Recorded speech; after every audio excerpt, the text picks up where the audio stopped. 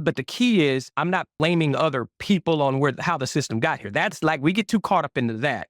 And I don't see that as like a solution. So if I look at like, how am I solving, I'm looking at how do we build collective action? And that's using everybody with their formalized power and informalized power to commit to the change.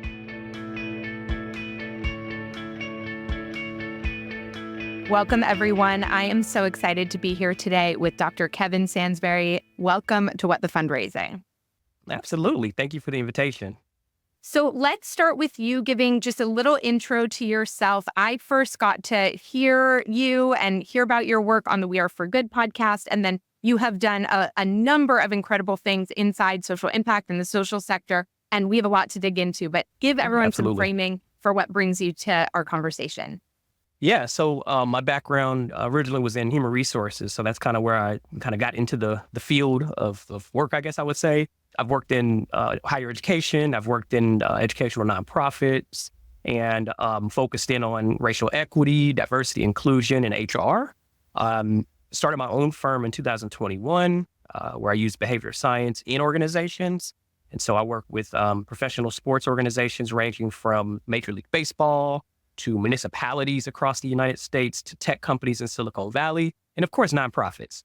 And so I love the work that I do, really using science, like in your book, using science and, psychology as it relates to how do we make, these systems better. That's what I focus on. Well, I'm so grateful for the work that you do and the lens that you bring to the work we do. I was saying, before we hit record that, yes, like, the work that we have a lot of synergy in the way we think about the things we ultimately want, I think, for this sector and the people in it. And my lens and in writing What the Fundraising was really through that individual lens, because that's where my sort of expertise starts and stops. And I wrote this in the book, but the most sort of immediate feedback is okay, what does this mean for larger context, whether it's inside an organization or at that systems level, if funders were going to adopt it and try to make more cultural shift. So I'm excited to dig in because I've been sort of saying to everyone, yes, I want to know those things too. Let's find the experts and ask them those things. And so that's how I really feel like getting to bring you here today. So should we dive in? Let's go. Yeah. Okay. So first, just for folks who are coming to this conversation with sort of fresh eyes, can you talk to us a little bit about sort of how you think about that relationship between the person and the organization and the culture of the organization and the system, just to sort of lay the groundwork for kind of the layers of transformation we're talking about? Yeah. So essentially, the way we can think about it is, I love the person role system framework. And what that does is it looks at people and the person. It looks at our roles as, what we do in these systems, and it looks at the system as well.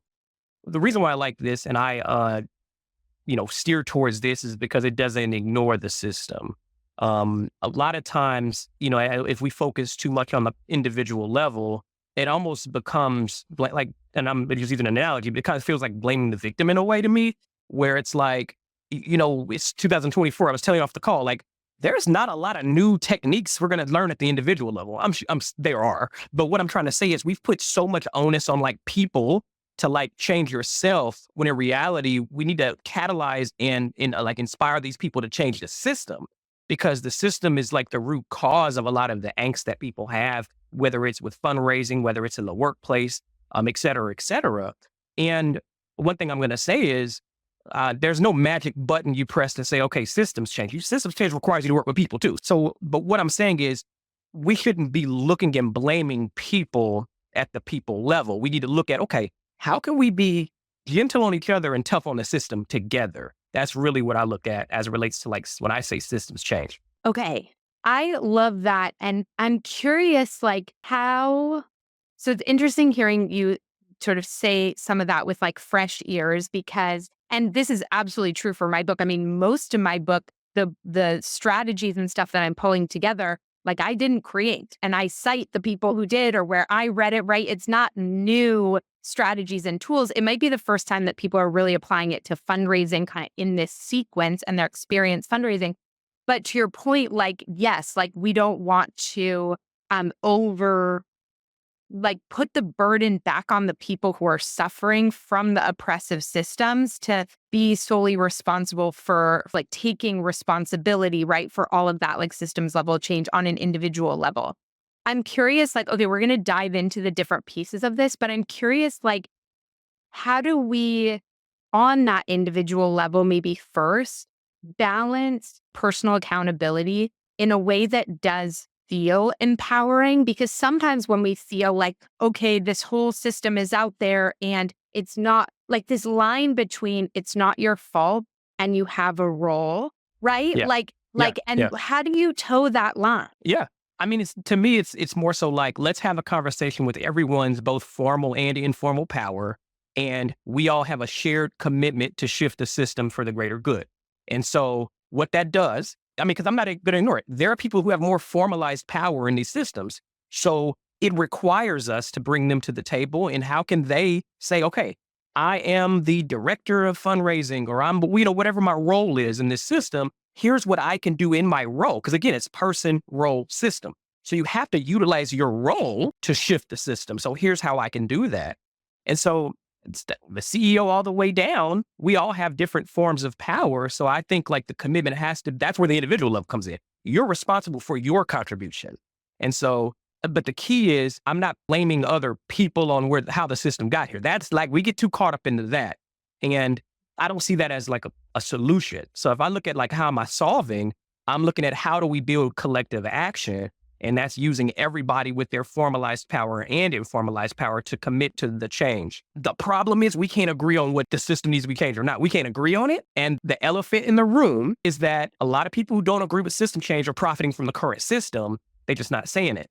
And so the elephant in the room.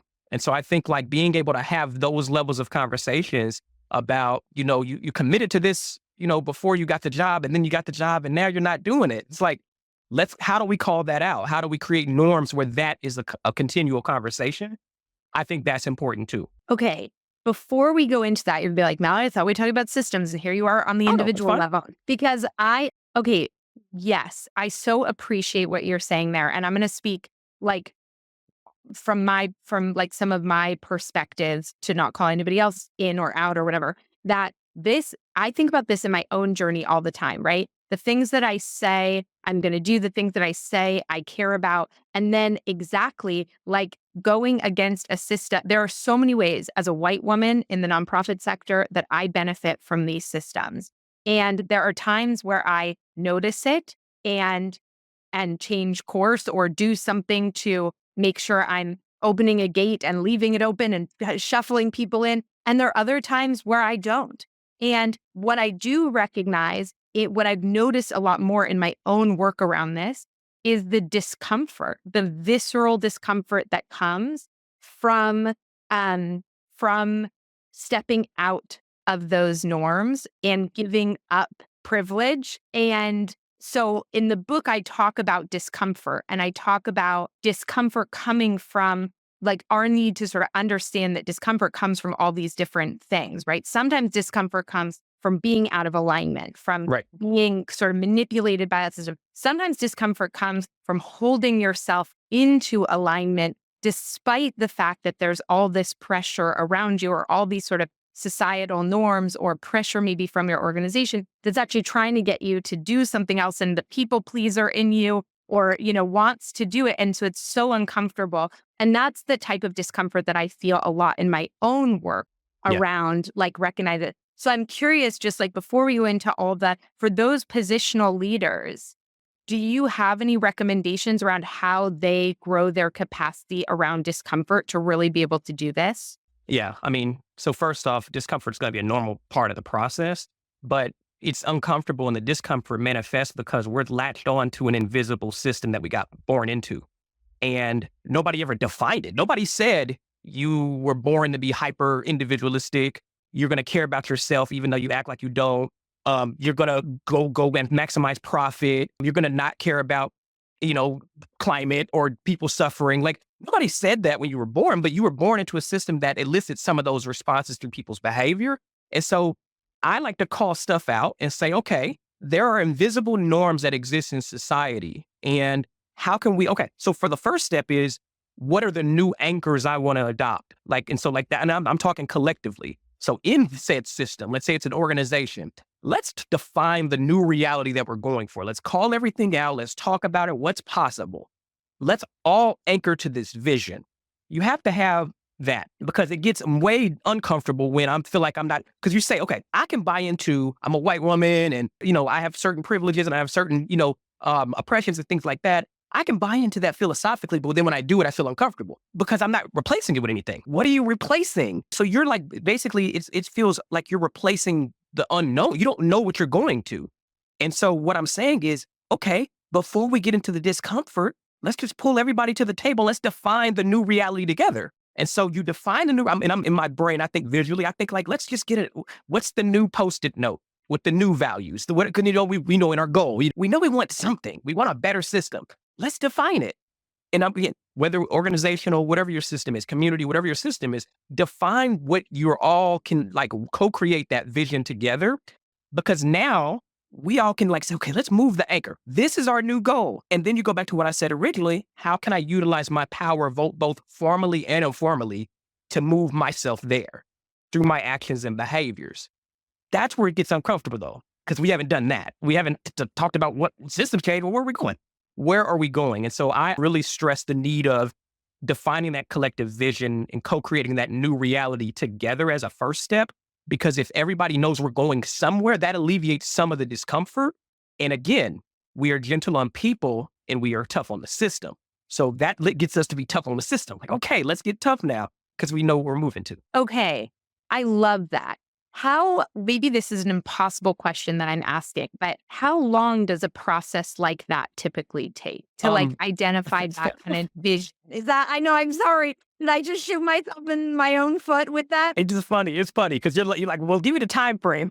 Well, I know. I'm like playing the role of the listener, right? Absolutely. And I'm like, it takes to me, to be honest with you, it's kind of a cycle anyway, because we're talking systems. These systems that are in place are like hundreds, if not thousands of years old.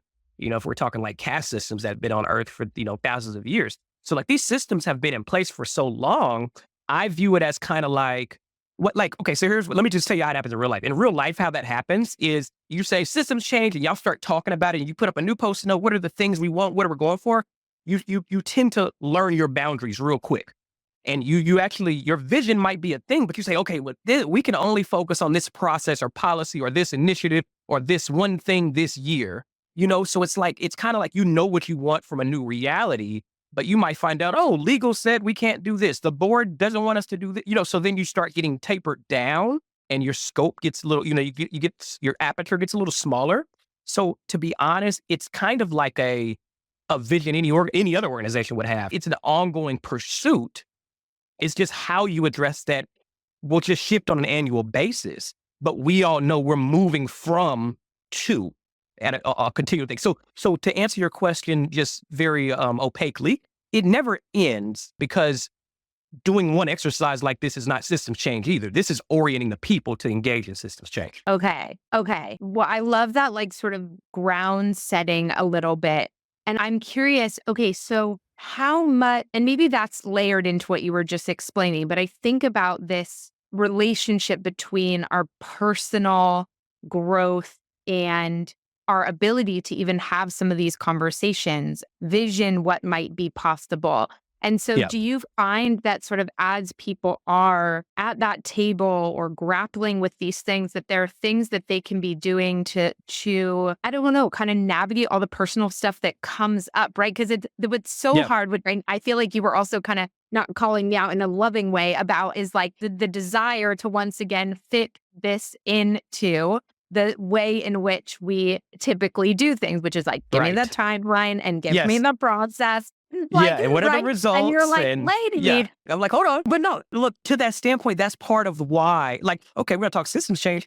From a systems change standpoint, I wish everybody that's on this call had a therapist for free. Like, I wish that, but you don't. So like, because if you did, you'd be doing your self-work outside of these conversations. Right. So you talk about systems change. So with that being said, that's why stuff gets slow, because what's required is you have to look inward and be like, why am I offended because somebody called me out? Why am I this because of that? Why am I frustrated because I don't have the mic in my hand? And I'm the CEO.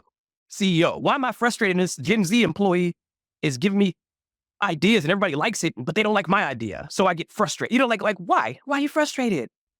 So like there's a lot to unpack at the individual level. And so when we think about systems change does not change without the people within the system change and transforming. And so what's required is self-work along the way. Again, in the way I live life, that's a no, there's no question that I have mental health work and therapy and stuff like that, just in Right. all day, every day. That's part of my foundation. And so what's going to be required in this work is people have to do their own work. I talk about, shadow culture, shadow organizational culture, where on the wall you have your espoused organizational culture values and everybody just assumes because we posted it on the internet, that's a thing and we do this. Well, no, you also have a shadow organizational culture that people really experience, but we don't talk about it. That same thing happens with personalities at the individual level. And so, but your job is not your therapy. So like what I'm trying to say is you must do your own individual work, just bare minimum, if we're looking at changing a system. Otherwise, you're basically going to replace oppression with just a cool new name. Like, so it's like, how do we do our own work? So for me, when I talk about systems change, self-work is a prerequisite and it's required like concurrently. Okay. So when you think about, okay, at the very beginning of this and a little bit before we, got on the call, we were talking about the elephants in the room. Like, what are the Yes. things that inhibit likely both of these pieces, the like personal work and those conversations at the tables to actually be meaningful and real and not just repeated, like fancy packaging for the same crap, Yeah. you know? Yeah. Absolutely. Yeah, absolutely. So can we just hear some of those? Sure. So, well, first off, give me some context. Yeah. So I'm thinking about, it's interesting. When I wrote the book, part of actually what I tried to do was name a lot of those elephants in the room from a fundraiser's perspective, right? There are Okay. all Yeah. these modes of being out in the world that I felt like, where I thought okay, everybody just talks about building relationships, for example, but they tell you to do so and not be transactional, which means don't talk about money, but somehow you're expected to get somebody's money. And really, what you're expected is in 12 to 18 months for them to like you enough that they just want to give you some of your money. And you are building an authentic relationship, but never really talking about your true goal or intentions around the relationship. So it doesn't have actually any of the healthy, like Because it's relationship transactional. connected elements. Yeah. Right. So Yeah. but nobody talks about that because everybody's just trying to do the best they can doing it, Sure. right? Because we And have a short-term mentality. Yep. right, Yep. exactly. Yep. So there are elephants in the room around, power dynamics when it comes to fundraising that are like, I mean, the first time I did a multi-part series on sexual harassment and fundraising, it was Correct. Correct. okay, like, are we going to talk about these things or are we just going to keep Yeah. perpetuating the same issues? So let me elephant that. Okay, Okay, so I'll you're repeat talking it. about, so that's you're talking about power dynamics. Yeah. Underneath those power dynamics is the elephant in the room of financial instability. Many nonprofits have limited funding and they rely on maybe a smaller number of donors or they have an unstable business model. So like underneath the sexual harassment that's happening is not necessarily an elephant. That's an outcome of the elephant. The elephant is y'all ain't got no money, and it's you're gonna keep quiet because you don't have money. That's the elephant. And so when I dig, that's like when we talk about root cause. When I dig deeper, financial instability is on that leader's mind, and so they will put up with stuff like what you just described because financial instability is the elephant that's the undiscussable. Because people will bring up sexual harassment, but we won't bring up the fact of why did we allow that to occur? You said you're going to have a conversation with this person and it was just some lighthearted thing and they're still showing up at events and, oh, but they're our biggest donor. That's the undiscussable. And that's the elephant. Okay. And so we peel it back. And here's the thing, that leader, their goal is to keep the lights on. You know what I'm saying? Like they want to make sure they keep the lights on. I hear that a lot from leaders that I'm coaching, but how can we look for, like, once we get to that level of conversation about why we don't address the outcomes like you just described, like harassment or whatever, because I've also seen racial microaggressions, like racialized microaggressions against Black women, for example. I've seen that too. And I'm like, well, why didn't you say anything? Well, they're one of our major donors and we just got to move this person. We're just going to limit their exposure to the donor or whatever. And I'm like, okay, so, like that's not the thing. So if we're allowed to have, bring to the table these undiscussables and discuss them, we could probably look at, okay, well, if we know if financial instability is driving us to do behavior we don't agree with, how can we make progress out of financial instability or diversifying our funding? That's the conversation to have. And so, because we have a single point of failure right now, we got to keep this person happy and da da da da. And you see that a lot in nonprofits where I'm not saying the board is ineffective. What I'm saying is, your funding and stuff like that. So that's something you might not want to talk to the board about due to fear of conflict or, or further financial destabilization, right? So it becomes a nightmare almost. And then what happens? People leave. And a lot of women of color in nonprofits have that revolving door where you bring people in and they leave because, oh, it was too hot in the kitchen. They couldn't handle it. No, it was toxic and they left for their own peace. But again, the root cause to a lot of behavior that we allow is the financial instability that we don't discuss, that we don't talk about. Okay. So tell me if this is a root cause or there's another root cause that's leading to this. So I'm thinking about like when I think about that financial instability, if I were going to go deeper, part of what creates some of that is that the fact there are way too many nonprofits doing way too many of the same thing. Okay, yeah. Wait, did I go too far? Or are we allowed to talk about that? No, because you're hitting on that. Now, that might be outside of our scope. If I was talking about my organization, that's outside of the organization's scope. But that's something else to think about too. Right? In some ways it's out of our organizational scope, but one of the last organizations that I ran that I sort of did not want to become the executive director of, but did for reasons we had anyways. And then once I was, and I could see underneath the hood, I was like, this model is not sustainable. Like we were running ourselves ragged. Everybody was underpaid. There were just massive issues. And I was like, I don't think that this organization can keep running the way that it is running. It's too top heavy and it needed to be for a certain reason anyways, my final big push was to get it acquired.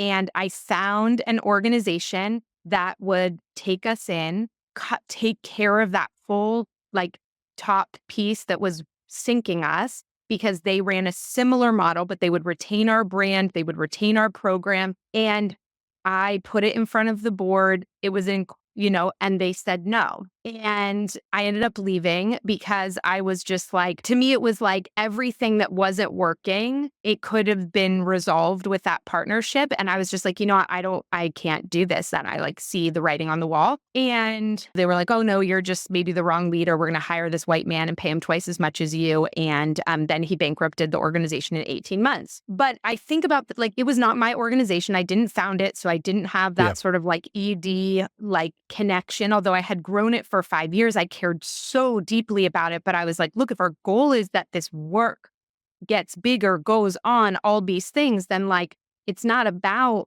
us. It's about what is going to, but I know that a lot of times organizations are made because of, created because of personal experiences that people had. They're deeply tied to the mission. They have all their own reasons for why they want to start it. And then they struggle on the financial side of things. And the real elephant in the room is that maybe there isn't a model there that can work. Maybe there are other people doing similar things better. Maybe there are ways that they should combine with other organizations. And if we are not willing to have those conversations, then we keep spinning all those wheels. We keep having that financial instability, letting all these other systems of oppression run wild inside our organization, all because we won't have this conversation. Yeah, I agree with that. Yeah, I totally agree with that. And we tend to have, it's called the endowment effect. That nonprofit got created and we want to keep it alive to the detriment of the organization, So it's because if you were for profit, mergers and acquisitions happen all the time. That's common. And it's strategic, right? But what you see a lot of times are these ethical dilemmas that occur where it's no, we got to keep this afloat or we got to keep this going this direction, which leads to, like you said, the improper management of funds, which leads to toxic leadership and toxic organizational culture. And basically you are exacerbating, the problem that exists because the staff keep leaving. So how are we taking care of the community? Are we really, they have no continuity, So it's exacerbating the problem. Your function is not really helping anymore. So yeah, totally agree. I think that's a thing too. That has to be honest, like some of that elephant in the room is more so like there are some nonprofits that got created for tax break purposes or ego purposes. Yes, So, like 100%. if we being Right. real, so like, yeah, y'all just doing stuff. Y'all not really doing things effectively or efficiently. You just have financial backing and y'all are doing stuff. But like people are in and out of this place. It's not effective. You don't, you're not reaching your goal that you said you were going to reach. You're blaming COVID or something. Like, that is some people's issue, but I'm just saying, like, you're not reaching your goal. Your model doesn't work. And so I think like looking in the mirror is hard to do when it's your job though. So I do have empathy for that. Of It's hard course. what you did was awesome. That's good. That's great. Not a lot of people would be able to do that. I'm going to tell you that. Okay, this is so interesting. And I think this relates to some of maybe what we wanted to dig into, which is this idea of like kind of loss aversion and Yeah. not wanting to lose anything, but wanting change. And when I think about some of the things that you said, right, like some of why I think they wouldn't let go of the organization is like these tiny little things that were special about the organization were not going to be the same anymore. But like the core, the purpose, the mission, all those things, like they would have gotten to stay. But yeah, these little things were not going to be the same. And maybe those felt bigger to other people, and I'm minimizing them because they didn't feel as big to me. But at the end of the day, I think really what was happening and what happens in a lot of these scenarios is that people don't want to lose anything, but they still want to change. And so Oh, I'm peace. curious, like how you think about this idea of sort of anticipating, expecting, and being able to, I don't know, welcome maybe is way too of a positive word, but like this idea of loss and letting things fall away to allow for this other vision, this other way. I know you were saying before, like, yeah, well, you don't want to just take something away and have nothing in its place. But even when something was so clearly in this organization's place, they were so afraid of that loss. Yeah, people are so afraid of loss that they would go against their own self-interest. And as intelligent as we are as a species, that's actually one of the most fascinating things I find about us is we have like loss aversion is so strong. We wouldn't even go after some benefit. We would ignore benefits to our own self. Or sometimes instead of losing, we would welcome harm. We would sit in harm. We would accept harm. Even if we have evidence that something's harmful to us, we don't want to lose. And so to that standpoint, my first statement is we're going to rewind the tape and go back to the self-work stuff I talked about. That's important. But second, how can we look not, I'm going to evoke growth mindset here. How can we look at loss not as a loss, but as an opportunity to do something new, the opportunity to do something different, the opportunity. And so that goes back to that post-it note. What if y'all had a new post-it note of like, here's where we want to be as an organization. And that move that you brought forth to the board, you tied it to the vision that everybody agreed to. Then we see it as like a path to something. We don't see it as a loss because it's only a loss if I'm still attached to that other post-it note. It's only a loss if I'm still attached to the old vision or the old where we were or who we thought we were, not who we want to be. And so that's where people feel like it's a loss because they're still attached to the old vision. And so that's why bringing everybody together to say, look, because here's the thing. If you brought everybody together and then the powers that be is like, oh, no, there's no problem. There's no change needed. You know what to do. You now know. But if you could bring people together and like the people that work on the grassroots from the grassroots and the people that work from the grass tops perspective could come together and share different things and say, when we think about our vision, we want to be able to like create a new reality. Then y'all did it together. So when you point these things out, that's all of our recipe. We all made that together, board included. People feel lost because they're still attached to the old post-it. And I'm using post-it notes in my head, like tick, tick, but people feel lost. And so I think like that's important. And then another elephant that occurs in a lot of nonprofits is mission drift. And, that mission drift, we drift away from our core mission and stuff like that. Again, these exercises where you kind of have that collective pause and reflection allow you to identify, do we have mission drift? What's our new mission based on the new market? You can like kind of talk about that instead of making assumptions. The elephant in the room here is we have such a hurried culture that all the stuff I'm talking about sound really simple, but we don't do it. And we have a very hurried culture. It's unfortunate that we're so hurried, but we're also so short term. So we're hurried, we're also short term, So like, Yeah. we don't really think about the future.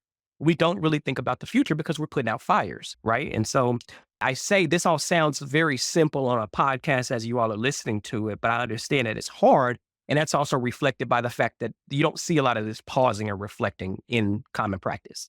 We pause and reflect when we had a critical incident. That's when we pause and reflect.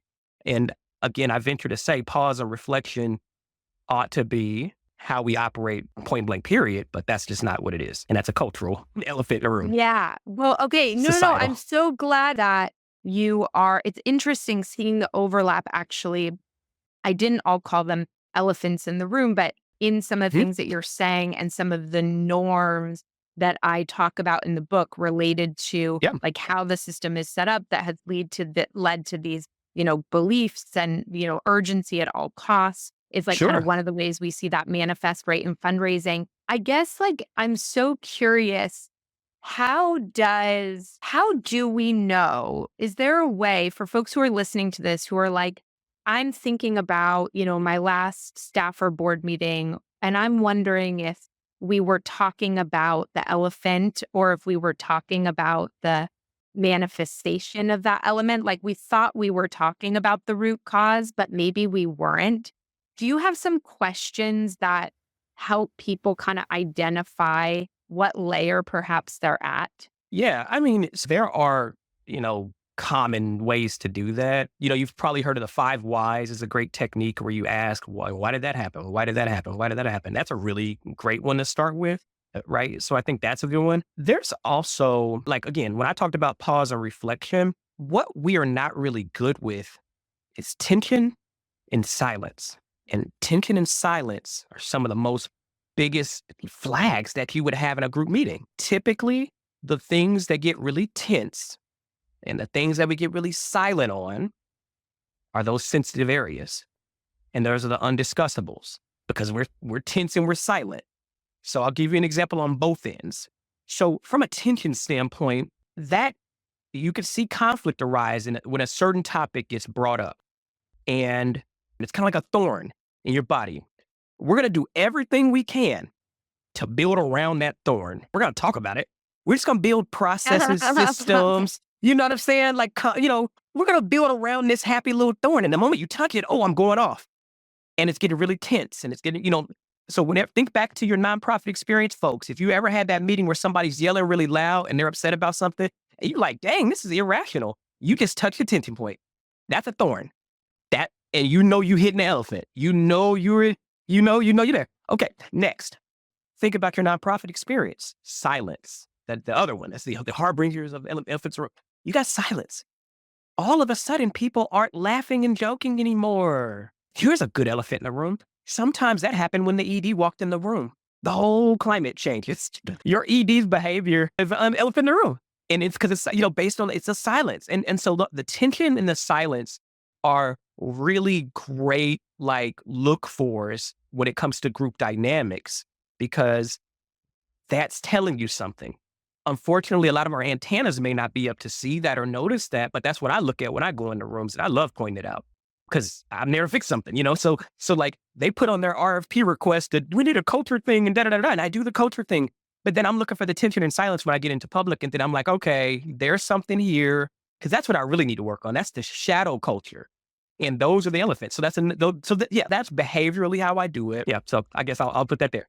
And then Oh my my God. last thing I'll say, this is the behavior. So nonprofits, whether we're talking about the Midwest or on the West Coast or on the East Coast where I've worked, they do this thing where they put stuff on the parking lot and then they never revisit it ever again. And on the West Coast, we call it the bike lot. So they put stuff in the bike lot, got to be, E-friendly, environmental healthy, but so there are things that people do bring up sometimes. So there are some people who bring up the elephant in the room. Oh, let's put that in the parking lot. That's out of the scope of here, and yada, yada, yada. I actually rarely see people revisit that bike lot or that parking lot, in the level it should have been revisited. You know what I'm saying? Like somebody brought it up in the meeting where everybody's here, and instead of let's sit down and talk about it.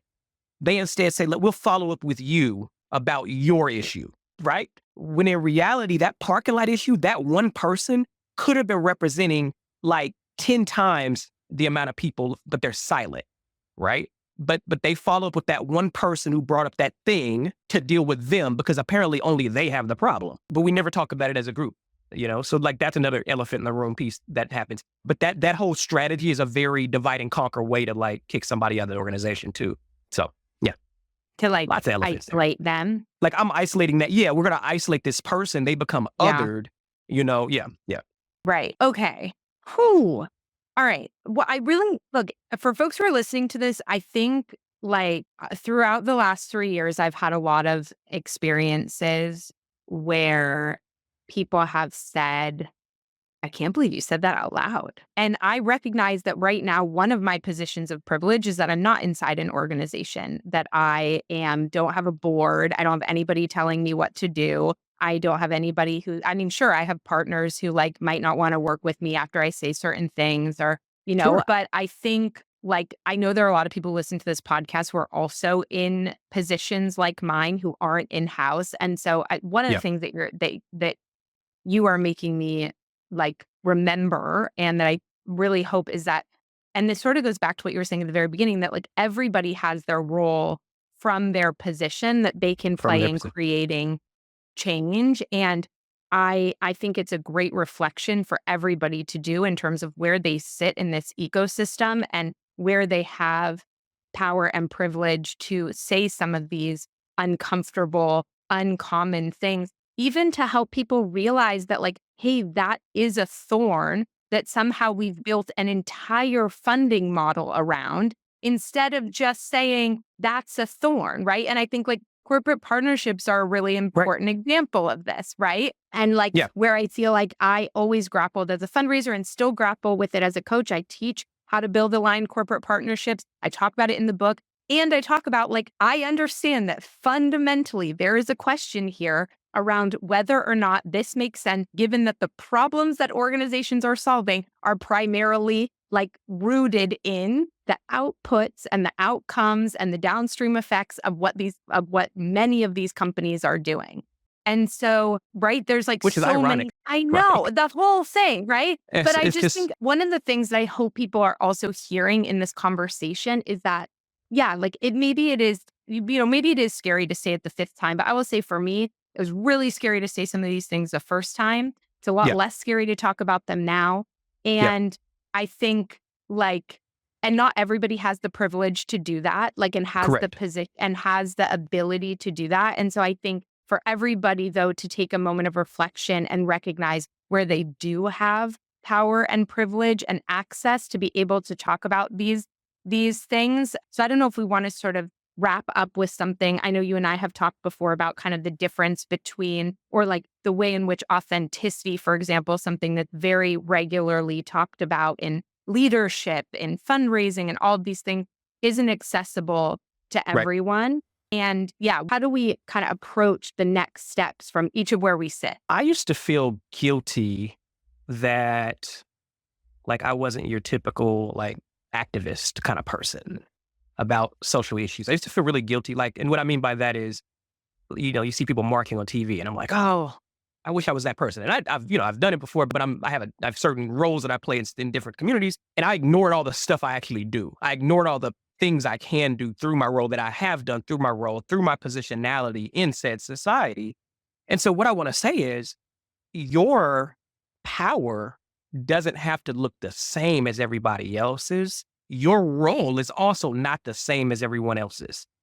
And so what that means is, let's say you're a teacher, you know, your role might be in the classroom. Let's say you're a, leader in your organization. Your role might be what power do you have with your team? Let's say you're working in an Amazon warehouse. Your role might be some social media stuff you do. I don't know. Everybody has different ways to engage as it relates to collective system change. Because if we all did the same thing, it really wouldn't be like you wouldn't change anything because we're all doing the same thing. And there's not room for everybody to do the same thing. There's room for everybody to do their thing. And so and don't forget, you're a parent, your role might be the dinner table, So like whatever we can think about, we all have something we can be doing to evoke systems change. And that could be learning more about the system that when you say the word system, what are we even talking about? I'm sure plenty of people are like, what are they talking about? What system? Yeah, well, that's a good question. What system? Because if it's invisible to you, that's something to think about. And so my point we talk about authenticity, and yeah, authenticity is a very privileged construct, meaning some people show, you and I are both like outside of the traditional, work structure. We have our own organizations and our own businesses, stuff like that. So yeah, there are a lot of things I can say now that I didn't say when I was in the role because I felt like I couldn't say it, right? And I did say certain things, but I held back on other things. I get that. I get that privilege. I'm also a man. I get that privilege too. And so what I want to say is do what's authentically right for you at that time. It's very contextual. There's no need to feel guilt or shame in how you modulate, how you show up for safety, for, continuity of income, and your limit's going to be your limit. You know what I mean? Everybody's going to have their own limit. And so I think this is one of those situations where I say, though authenticity has, definitely privilege from other people, if we compare ourselves to other people, don't compare yourself to somebody else. So as you're thinking about, if I were putting on a piece of paper, what's my privilege in this situation? What's my power in this situation? Like on the top of the paper, let's cut the paper in half. The top of its power, the bottom of its privilege in this situation. And then I'm also going to cut the paper in half at the top to say informal and formal. As I'm looking at my informal, formal power and my privilege in any given situation, that allows me to develop my plan of action and what I can do and how I can show up.